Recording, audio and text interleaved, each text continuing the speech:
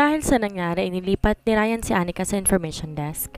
Ayaw pa nga sana nitong tanggapin nung una pero naging mapilit si Ryan at wala nang nagawa pa si Anika. Sa buwan na yun, inaasahan na pagbisita ng isang hotel expert na siya rin magbibigay ng review para ma-appraise ang hotel. Pero wala ni isa man sa kanilang nakakaalam kung saan at kailan ito unang bibisita. Dahil kagagaling lang sa renovation ng hotel, malaking challenge para kay Ryan ang ma-please kung sino man ang reviewer na iyon. Kakatapos ang bumisita ni Ryan sa iba pa niyang hotel nang tapatan niya si Anika sa information desk. "Kamusta ang trabaho, Miss Anika?" Aniya na commended pa sa dalaga. Namula ang pisngi ni Anika sa sobrang hiya sa katabi at kasama niyang si Ellen kaya agad niyang nilakihan ng mata si Ryan. "See you later!" Anitong bahagyabang pinisilang baba niya. Maliban sa paminsan-minsang pagsilip at pagbisita ni Ryan sa pwesto niya, di na sila halos nagkikitang dalawa. Gabi na may isang matandang guest na nagwala sa lobby. Nawawala daw kasing sing-sing nito. Agad na umalis sa pwesto si Anika at sinubukang payapain ng matanda. "Hello ma'am, ano po bang maitutulong ko sa inyo?" Mahinahong sabi niya. "Yung sing-sing ko ay labas ninyo!" Sumisigaw na sabi ng matanda. Inalalayan ni Anika ang matanda paupo sa sofa at saka niya ito kinausap. "Ano po bang itsura ng sing-sing ninyo ma'am?" "Hindi ko alam, basta bigay ng anak ko." Sigaw nito. "Ganito na lang po ma'am, ihatid na po muna namin kayo sa room ninyo at pagkatapos hahanapin po namin ang sing-sing ninyo." Malumanay ang tono ng boses na sabi niya. Biglang natigilan ng matanda at napatitig sa kanya. Dahan-dahan itong hinawakan ng mukha ng dalaga. "Honey, anak?" Naluluha pa ang mga matang sabi nito. Napakunot ang noon ng dalaga. May kakaibang kistap sa mga mata ng matanda habang nakatitig sa kanya. "Ikaw nga yan, anak!" Niyakap siya na mahigpit ng matanda. Yakap at tila ayaw nang bumitaw. "Alam niyo po ba kung saan yung room ninyo?" Malambing ang tono ng boses na tanong niya. Bumitiw ang matanda at saka ngumiti. "Oo naman, halika ipapakita ko sa iyo." Anitong kinuha pa ang isang kamay niya. Lumingon si Anika sa kasamahan niyang si Ellen at sa kanya ito sinenyasan na ihahatid lang niya ang matanda. Inalalayan ni Anika ang matanda hanggang sa marating nila ang silid na inookupan nito. "Dito po ba kayo, Mommy?" Nakangiting tanong niya. "Oo, dito." Naaligagapang sabi ng matanda na agad siyang hinila papaupo sa sofa. Habang nagkukwentuhan sila, dumating ang anak na matanda na si Harvey. "Naku miss, pasensya na. May ginawa ba si Mommy?" Nag-aalala lang sabi nito na agad lumapit sa matanda. "Wala naman po sir, may hinahanap lang po siyang singsing." Lumungkot ang mukha ni Harvey. "Naalala na naman niya siguro si ate," sabi nito na sumulya pa sa ina. "Ibig po bang sabihin nun sir wala pong nawawalang singsing si ma'am?" Paglilinaw niya. Mapait ng ngiti ang gumuhit sa mukha ni Harvey at saka ito umiling. Kinuwento ni Harvey ng singsing na hinahanap ng matanda ay naiwan nila sa bahay.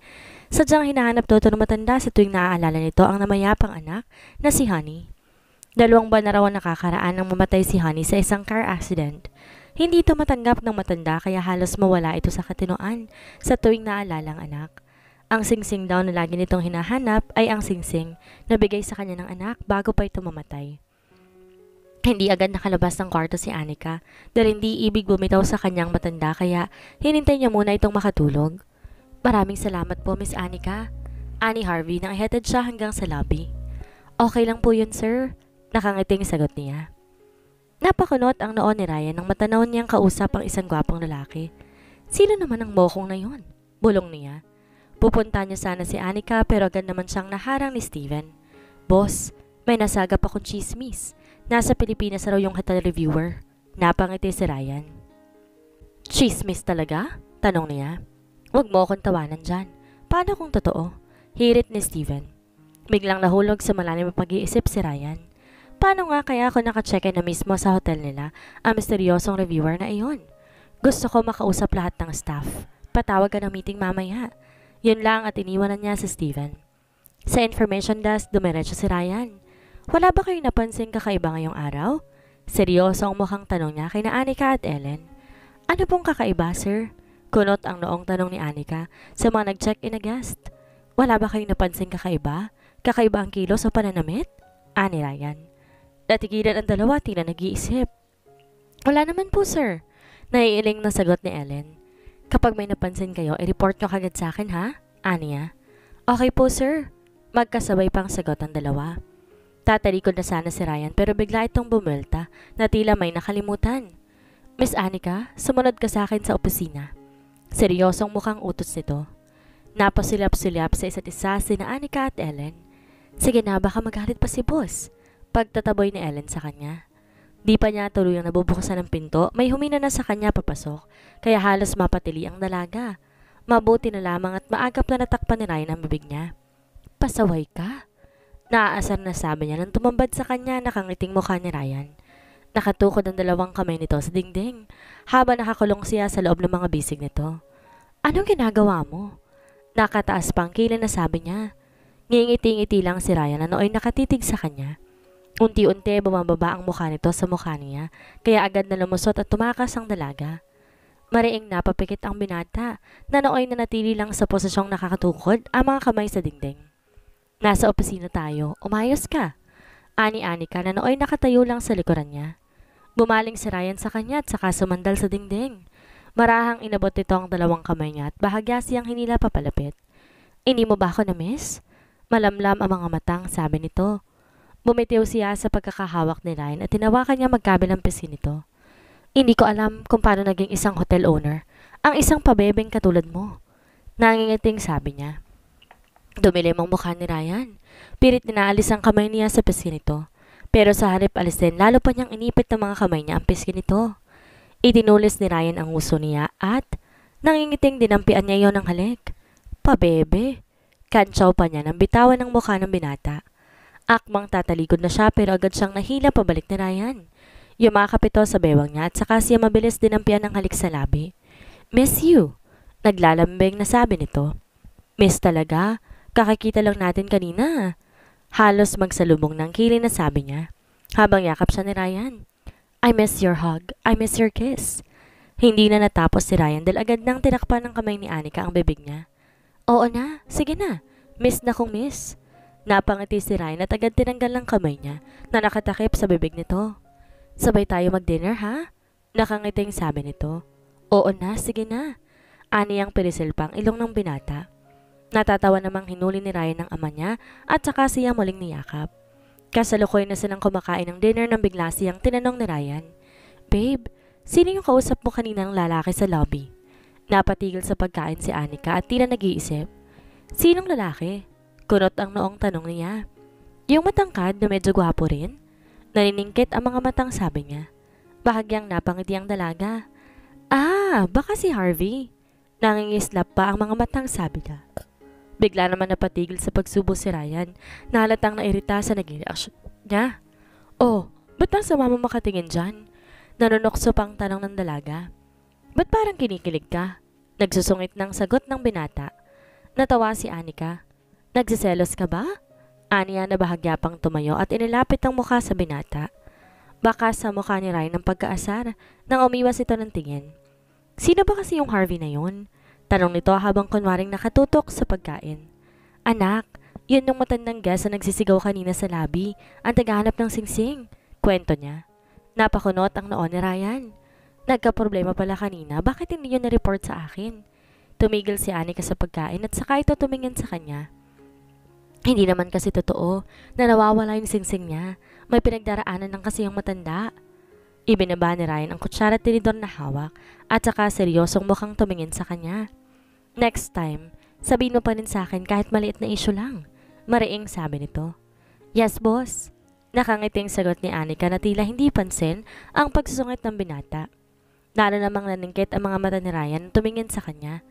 Bakit na naman? Nangingiting tanong ng dalaga. Nananadya ka ba? Naaasar pang tanong nito. Natawa si Anika. Tumayo siya at mula sa likuran, yumakap siya sa leeg ng paupong si Ryan at sa kanya ito hinalikan sa pisngi. Ang cute mong magselos, bulong pa niya.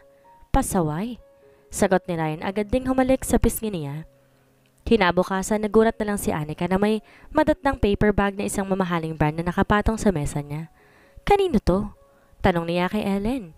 Iniwan ni Sir Harvey, pakibigay ko raw sa'yo. Napakunot ang noon niya at agad niyang sinilip ang laman ng paper bag. Isang mamahaling shoulder bag ang laman nito. Nasaan si Sir Harvey? Agad pang tanong niya.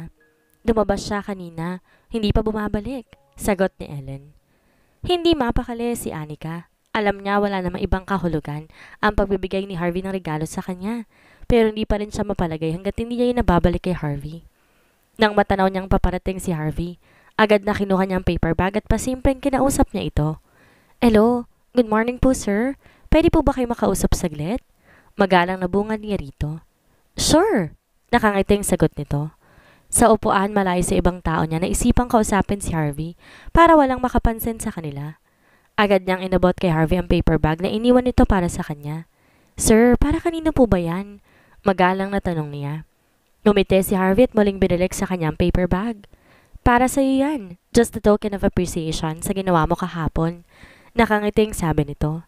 Pasensya na po sir, hindi po sa hindi ko pinahalaga ng pagtanaw ninyo sa kabutihang nagawa ko pero kahit kanina naman po nangyari yun, gagawin ko pa rin po yung ginawa kong pagtulong sa mommy ninyo. Nakangiting sabi niya. Yeah, I know, pero gusto pa rin kitang pasalamatan for that. Okay na po yung thank you sir, hindi niyo na po ako kailangan bigyan ng regalo. Aniya na muling ibinalik ang regalo kay Harvey. Pero personal kong regalo sa iyo to, Miss Anika. Muling hirit ni Harvey. Pasensya na po sir, bawal po sa amin tumanggap na regalo mula sa guest. Na-appreciate ko naman po ang ginawa niyo sir pero hindi po kasi talaga pwede. Bakit naman bawal? Kunot ang noong tanong niya. Party po kasi ang rules ng hotel na dapat pantay-pantay ang pagtingin namin sa lahat ng guest. Kung meron po kaming tatanggapin regalo mula sa guest, maaari po kaming maging bias sir. Paliwanag niya. Tila napahanga naman si Harvey ng bahagya at napangiti pa sa sinabi niya. If that's the case, you can have it secretly. Wala makakaalam na binigyan kita nito ng nakangiting muling sinubok nito ang pagiging tapat niya sa trabaho. Napailing na lang ang dalaga. Sorry po talaga sir pero hindi ko po matatanggap yan. Anito na nooy tumayo na senyales na tinatapos na niyang usapan. Nakangiting tumayo na rin si Harvey. Okay, I will take this back. Anito at nagpaalam na sa kanya. Nang bumisita sa kanya si Ryan, nabanggit niya rito ang tungkol sa pagbibigay sana sa kanya ng regalo ni Harvey bilang pasasalamat. Biglang napakunot ang noo ni Ryan, tila nag-iisip. May kakaiba siyang kutob kay Harvey pero hindi niya matukoy kung ano. Pakicheck nga kung anong buong name ni Harvey. Utos niya kay Anika. Agad naman itong hinanap sa computer ni Yanni. Harvey Brown po sir. Lalo na paisip si Brian. Para kasing nabasa na niya or nakita na niya ang pangalan na yon kung saan. Nang araw din yon, isang lasing na guest ang pumasok. Hahapay-hapay pa ito habang naglalakad kaya agad itong inalalayan ni Ryan. Sir, saan po ang room ninyo? Tanong niya habang nakaalalay sa lalaki. Pero sa halip sumagot, umungol lamang ang lalaki na halos nakapikit na nga sa kalasingan. Agad na sinenyasan ni Ryan ng isang hotel staff para tulungan siyang madukot ang keycard sa bulsa ng lalaki para makita nila kung saan ang room nito. Pero hindi pa nga nila tuloy nakukuha ang card sa bulsa. Naduwal na ang lalaki. Nagkalat sa sahig ang suka nito at ang iba, umabot pa sa suot nitong damit at sapatos si Ryan. Pero sa halip na mainis, kalmadong hinandal ni Ryan ang sitwasyon. Lumapit din sa kanila si Anika, kasamang ibang staff at nininis ang kalat sa sahig. Habang si Ryan naman kasama ng isang lalaking staff, inalalayan pabalik sa kwarto ang lasing na guest. Tumawag ka na makakatulong mo. Paki-assist si sir. Utos ni Ryan na makapasok sa kwarto ang lalaki. Pagkatapos nun, bumalik si Ryan sa private room niya ng hotel para magpalit ng damit. Muli niyang binalikan ang lalaking guest para siguraduhing maayos na ito at pagkatapos nun bumalik na siya sa lobby. Lingid sa kaalaman ni Ryan, may isang pares ng mata na nagmamanman sa mga kilos ng mga tao sa hotel at yon ay si Harvey, isang secret hotel critic and reviewer. Si Harvey ang may pinakamataas na posisyon sa lahat ng hotel reviewer dahil sa kanyang kredibilidad. Mataas ang respeto ng lahat sa kanyang opinyon kaya naman sa kanya, nagmumulang rekomendasyon para magkaroon ng mataas na ranggo ang isang hotel. Mula sa pag-check-in pa lang ni Harvey sa hotel, minarkahan niya na ito ng terms of service, food and amenities. At sa kasalukuyang pinapakita sa kanya ng hotel, malaki ang tsansa na mabigyan ito ng recommendation. Kakatapos ng duty ni Anika, nang ayain siyang umuwi sa bahay ni Ryan. Ilang araw na rin sila nagpapalipas ng gabi sa hotel mula na maging busy si Ryan sa muli nilang pagbubukas matapos ang kanilang reconstruction. Hay, sobrang na-miss ko to, ani Ryan, na nooy ibinagsak agad sa kama ang katawan. Sa dami na inaasikaso niya talaga namang hindi na siya halos nakapagpapahinga. Magluluto muna ako ha, ani Anika na matapos magpalit ng damit. Ninil lang niya si Ryan at saka ito tumango. Na matapos siya magluto, binalikan niya sa kwarto si Ryan pero nakatulog na ito. Medyo maaga pa naman para maghapunan, kaya hinayaan niya muna itong magpahinga. Lumabas siya ng salas at nanood ng TV. Makalipas ang ilang oras na tanaw na niyang papalabas ng kwarto si Ryan. Ba't di mo ako ginising? Naglalambing na sabi nito at yumakap pa nga sa kanya. Maaga pa naman kaya hinayaan na muna kita magpahinga. Aniya haba ang mga matay na natiling nakatutok sa pinapanood na Korean drama. Nakakunot ang noo ni Ryan. Inabot nito ang remote saka nito pinatay ang TV. Kunot ang noong bumaling sa kanyang dalaga. Nakangisi lang sa kanya si Ryan na agad siyang dinampian ng halik sa labi. Papansin? Nakangusong sabi niya. Natawa lang si Ryan at saka siya hinilat mahigpit na niyakap. I miss you, bulong nito. Papasok pa lang sa entrance ng hotel si Ryan at Anika nang masalubong nila ang isang matandang babae na may hilahilang maleta. Hinitian pa ito ni Anika. Ilang hakbang lang layo nila nang biglang mapatigil sa paglalakad si Anika. Why? Nakakunot ang noong tanong ni Ryan. Para kasing pamilyar sa akin yung matanda. Aniya na muling lumingon sa likuran. Of course, nasa front desk ka rin kaya malamang na mamit mo siya nung nag-check-in siya. Nakangiting sabi ni Ryan na inakbayan na siya papasok sa hotel. Pero tila hindi pa rin mapakali si Anika. Muli niyang nilingon ang matanda na nooy tila naghihintay ng masasakyan. Doon na rin niya ito tuluyang naalala. Siya yung mama ni Sir Harvey.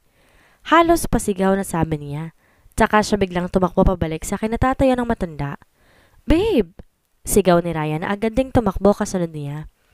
Di pa nakakasakay ang matanda kaya nahabol pa ito ni Anika. Mommy, nag-check out na po pala kayo. Hindi niyo po ba kasama si Sir Harvey? Malumanay ang boses na agad na tanong niya sa matanda. Kailangan kong makita ang anak kong si Honey. Sagot ng matanda na hindi man lang siya sinusulyapan. Ano nangyayari, babe? Naguguluhang tanong ni Ryan sa dalaga. Hindi siya okay. Inahanap niyo yung anak niyang namatay na 2 months ago pa. I am sure hindi to alam ni Sir Harvey. Halos pabulong ng sagot niya. Tumango-tango lang si Ryan habang tila pinagmamasa ng matanda. Hinawakan ni Anika sa braso ang matanda at sa kanya ito inaya pabalik sa hotel. Pero matigas ang ulo ng matanda at pilit itong tinatanggal ang kamay niyang nakakapit sa braso nito. Doon na lumapit si Ryan at kunwari, inalok ang matanda ng libreng sakay para sumama ito sa kanya. Nang makasakay na to sa kotse, doon na tumakbo pabalik sa hotel si Anika para katukin sa kwarto si Harvey. Humahangos pa ang dalaga nang pagbuksan siya ng pinto ni Harvey. Sir, yung mommy niyo po nag-check out mag-isa. Inihingal pang sabi niya. What? Ani Harvey na halatang nagulat sa narinig. Sinamahan niya si Harvey hanggang sa parking lot kung saan ipinarada ni Ryan ang kotse. Naabutan pa nila ang matandang nagpupumilit ng lumabas dahil sa pagkainip. Agad naman tong inulalayan pababa ni Harvey. Pasensya na po kayo, sir.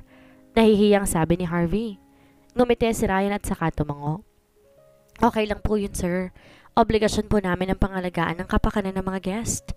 Sabi nito na makababa at tumarap kay Harvey. By the way, I'm Ryan, hotel owner and CEO. Aniya na inabot ang kamay kay Harvey. Napaawang ang mga labi ni Harvey na tila nagulat sa narinig. Lagi kita nakikita na nakikipag-interact sa guest. I thought you're the hotel manager. Nangingiti pang kwento nito kasabay ng pag-abot sa kamay niya. Doon naman biglang sumingit si Anika. Hands-on po kasi talaga si Sir Ryan sa hotel, kaya minsan po napagkakamalan din siyang staff. Nangingiti pang kwento niya. Tumangot-tango si Harvey at tila nag-iisip. Bihira sa isang hotel owner ang ganyan. Nakangiti pang sabi nito. Oh, I forgot to introduce myself. I am Harvey Brown, isa akong hotel critic and reviewer. Dugtong nito. Nanlaki ang mga mata ni Ryan at Anika na nooy bumaling ng tingin sa isa't isa at saka muling bumaling kay Harvey. Nagulat ba kayo? Nakangiting sabi nito nang di pa rin sila kumikibo. Una nakabawi si Ryan na muling nakipagkamay kay Harvey. Nice meeting you, sir. I hope you enjoy your stay. Nakangiting sabi niya. Nangingiti lang si Harvey habang nakikipagkamay sa kanila. Na makabalik na sila sa hotel, agad na kinuwento ni Ryan kay Steven ang nangyari at hindi ito makapaniwala na sa hotel nga nila nag-check-in ang hotel reviewer. Hindi rin kasi ganun kadali ang magpabilang sa hotel na bibisitahin ng isang hotel reviewer. Kaya ngayong ibang hotel owner kanya-kanyang diskarte para magpapansin sa social media. Steven, sigurado ka bang maayos ang lahat sa hotel? Tanong ni Ryan. Oo naman, ako pa ba? Buong pagmamalaking sagot nito. Napabuntong hininga si Ryan. Sa tingin mo bibigyan niya tayo ng mataas na rating? Tanong ni Ryan. Napatingala si Steven. Tila nag-iisip bago to bumaling sa kanya. Hindi ko pa siya namimit kaya hindi ko pa masabi sa ngayon. Nag-isip ka pa talaga? Naiiling na sabi ni Ryan. Sa bahay, laman pa rin ang isip ng dalawa ang tungkol kay Harvey. Sabi ko na nga ba may kakaiba sa kanya eh. Ani Ryan na nooy nakahiga sa sofa habang nakaunan sa hita ng dalaga. Talaga namang may kakaiba sa kanya eh. Ang gwapo niya kaya?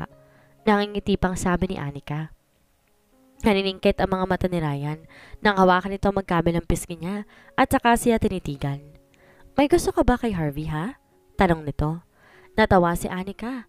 Ayan na naman siya. Sabi niya sabay pisil sa pisngi ng binata. Bumangon si Ryan at naupo paharap sa kanya. Inawakan nito ang magkabila niyang pisngi at saka siya nito hinalikan ng paulit-ulit.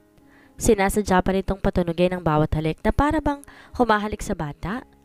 Ayokong napapangiti ka na ibang lalaki. Anito na seryoso nakatingin sa kanya. Inawakan niya ang pisngi ng binata at saka siyang ngumiti.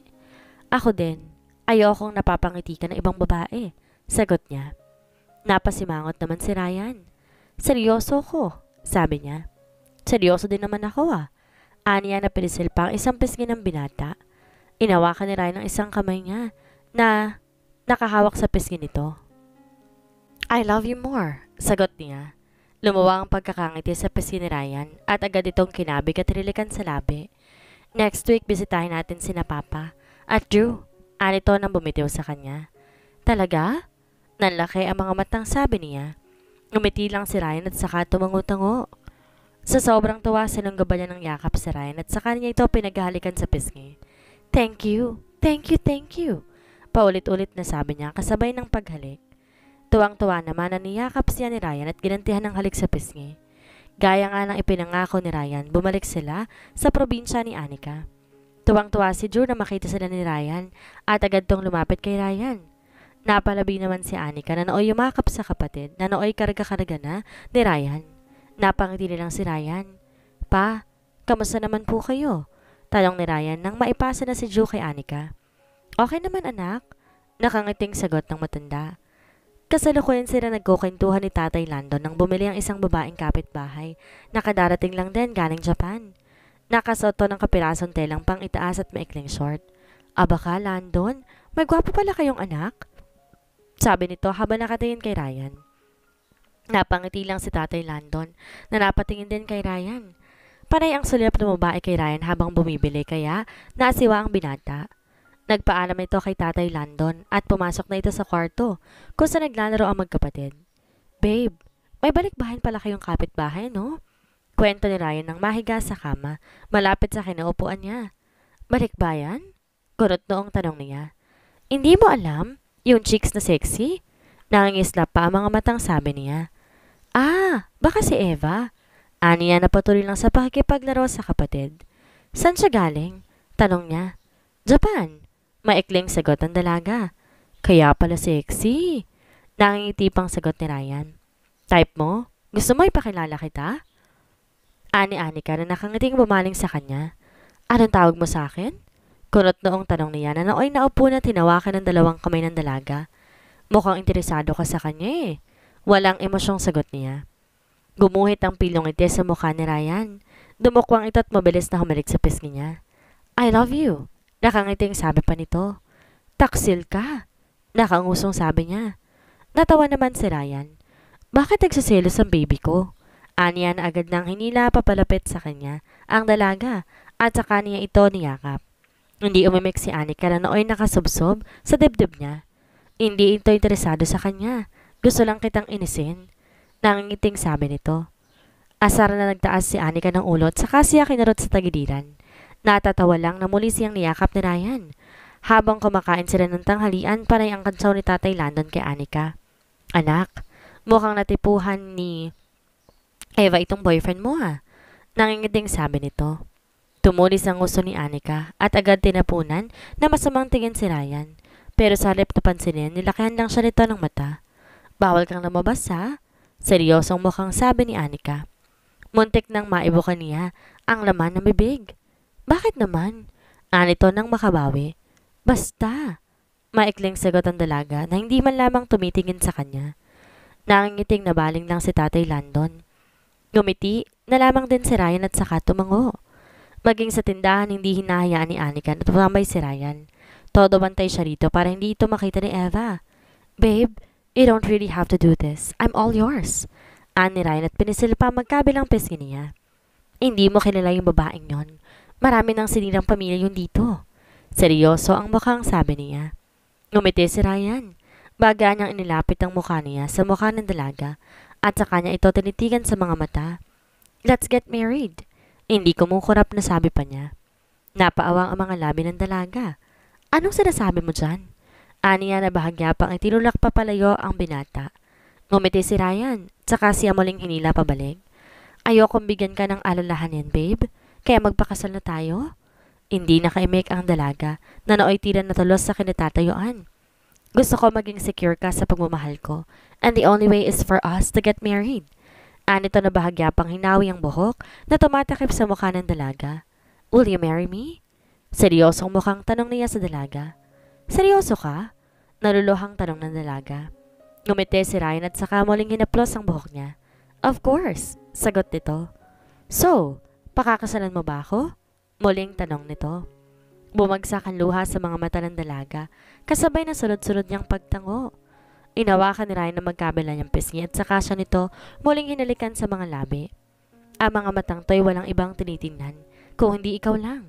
Seryosong mukhang sabi ni Ryan habang nakatitig sa kanya. Kahit hindi ako kasing sexy nila? Parang batang tanong pa niya. Napangiti si Ryan. Hindi mo nga sila kasing sexy dahil mas sexy ka pa sa kanila. Anito sabay dampi ng halik sa labi niya. Don't feel bad. I love everything about you. I love you so much. Buong pagmamalaking sabi ng binata. Mahigpit na yumakap si Anika sa bewang niya habang nakasubsob ang mukha sa dibdib niya. I love you too, sagot niya. Nakangiti naman gumanti siya ng yakap ang binata. Aham, aham. Ani Tatay Landon na kanina pa palang nanonood sa kanila. Agad na nagbitiw ang dalawa sa pagkakayakap at humarap sa matanda. Baka naman nagbibigla ka lang sa desisyon mo, Ryan, para lang hindi magselos yun si Anika? Tanong nito. Hindi po, Papa. Ang totoo po niyan, plano ko na po talaga bago pa kami umuwi rito. Perfect timing nga po na nagselos siya kaya madali ko nasabi ang lahat. Ang totoo po niyan may daladala po akong singsing. Pag-amin ng binata. Nasaan yung singsing? Kunot ang noong tanong ni Anika. Nasa kotse. Napakamot pa sa ulong sabi niya. Natawa naman si Tatay Landon. Ayaw mo kasi akong palabasin kaya hindi ko makuha. Nangingiting sabi niya nang bumaling siya kay Anika. Natawa na lang din si Anika. O siya sige. Kung yan ang pasya ninyo, ibibigay ko ng blessing ko sa inyo. Nakangiting sabi ni Tatay Landon. Sa narinig agad namang yumakap sa matanda si Ryan. Thank you po, Papa. Huwag po kayo mag-alala, aalagaan ko po ang anak ninyo, sabi niya. Nakangiti namang tinapik-tapik lang na matanda ang likod niya. Nang mapag-isahin nila siya ni Ryan palabas. Kinuha nito ang singsing na nakatago sa kotse at saka yun isinuot sa kanya. Wala nang atrasan niya na, anito sabay pisil sa baba niya. May kondisyon pala ako, hirit pa ng dalaga. Tila kinabahan si Ryan at nakakulot no ang nagtanong. Anong kondisyon? Pwede bang hayaan mo muna ako makabayad sa utang ko sa'yo bago tayo ikasal? Seryosong mukhang sabi niya. Napangiti na lang si Ryan. Pinakaba mo ako doon ah. Seryoso ko. Muling hirit ng dalaga. Babe naman, what's mine is yours. Hindi mo na kailangan bayaran pa yon. Anito na matamang nakatingin sa kanya. Ah basta, yun ang kondisyon ko. Aniya na halos magsalubong ang kilay. Wala nang nagawa pa si Ryan kundi ang sumang-ayon na lamang sa dalaga. Nang dumating nga ang araw ng sahod, halos buong sahod ni Anika ang kinaltas niya sa utang nito. Bagay na hindi naman tinuturo ng dalaga. Yung promise mo, ha? Kapag bayad ng utang mo sa akin, magpapakasal na tayo. Anito na muling yumakap sa likuran ng dalaga. Yes, sir. Kapag bayad ng utang mo sa akin, magpapakasal na tayo. Anito na muling yumakap sa likuran ng dalaga. Yes, sir. Nakangiting sagot ang dalaga sabay halik sa pisngi niya. Hindi ba pwedeng bayaran mo na lang yung kulang mo kapag kasal na tayo? Muling hirit ni Ryan. Hindi. Mariing sagot ang dalaga na nooy humarap sa kanya. Kinuha ni Brian na magkabilang kamay ng dalaga at sa kanya ito niyakap sa likuran niya. Bakit pa kasi kailangan mo pang bayaran yun, babe? Naglalambing na tanong niya. Dahil utang ko yon. At isa pa, hindi kita nagustuhan dahil sa pera mo. Alam ko naman yun. Nakalabi pang sagot ng binata. Pinasal ni Anika ang magkabilang pisngi niya. Hindi ka na ba makapaghintay ng isa pang buwan? Kunway umaling si Ryan. Lumungkot ang mukhang bumitiw sa pisngi niya si Anika. Joke! Natatawang bawi ni Ryan at saka siya muling hinila, papalapit sa kanyang dalaga. Kahit gaano katagal maghihintay ako sa'yo, babe. Ani at dinampian pa ng halik ang noon ng dalaga. Mabilis niyang lumipas sa mga araw. Nakareceive ng email si Ryan mula kay Harvey at kinumpirma nito na makakatanggap ng 5-star rating ang hotel. Kaya ganoon na lang ang tawa ng binata. Sa mga sunod na araw ay lalo niya pang pinagbuti ang pagpapatakbo ng hotel. Gusto niyang siguraduhin na mamaintain ng hotel ang rating nito sa mga darating pang panahon. Natuloy na rin ang kasal na pinakahihintay ng dalawa. Wow! I can't believe nakatayo tayong dalawa dito sa altar, babe. Bulong ni Ryan. Habang magkaharap sila nakatayo sa altar. Ako din. Para ako nananaginip lang. Natapos ang ceremony na halos wala silang maintindihang dalawa dahil tila sila nakalutang sa alapaap. You may now kiss the bride. Narinig nilang sabi pa ng pare. Nangangiting tinaas si Ryan ng belo niya at saka siya masuyong hinalikan sa labi. I love you, bulong nito. I love you too, sagot ni Anika at saka sila mahigpit na nagyakap. Kapag ang binata malinis ang intensyon sa'yo, kahit malayo ka ba pupunta at pupunta yan. Tatanggapin ko anong buhay meron ka. Tutulong kung alam niyang kailangan mong marunong mag-antay sa takdang panahon. Ang bait ng kanyang magulang. Lalo na, ang ama ni Ryan kahit mayaman sila, ayaw niya makialam sa buhay ng kanyang anak kung saan ito masaya. Si Tatay Lando naman mabait na magulang at tagapagpayo sa anak para sa ikabubuti nito. Magkaiba man sila ng buhay na kanilakihan, pero pinagtagpo sila ng pagkakataon na kahit minsan malas ang kanilang pagkikita, hindi yan hadlang sa binata para patunayan sa dalaga na mahalaga siya dito, na kahit anong mangyari handa itong gawin ng lahat, malaman lang nitong safe siya palagi. Lumipas ang panahon na naging masaya ang kanilang pagkasama. Nabiyayaan sila ng kambal na anak na babae at lalaki.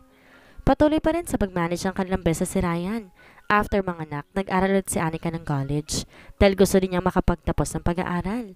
Naging mas matibay ang kanilang samahan bilang mag-asawa. Never naging pabaya si Ryan sa kanya mag-ina. Ganon din si Anika sa kanya, kaya mahal na mahal nila ang bawat isa. Na kahit marami man ang pagsubok na dumating, kaya nilang nampasan na magkasama. Hiling nila sa araw-araw na maging malusog ang kanilang pangangatawan at ilayo sa anumang panganib. Dito na po nagtatapos ang kwentong My Boss, My Boyfriend. Sana po'y patuloy ninyong subaybayan ang susunod pang upload. Maraming salamat po sa pakikinig. Mag-iingat po kayong lahat.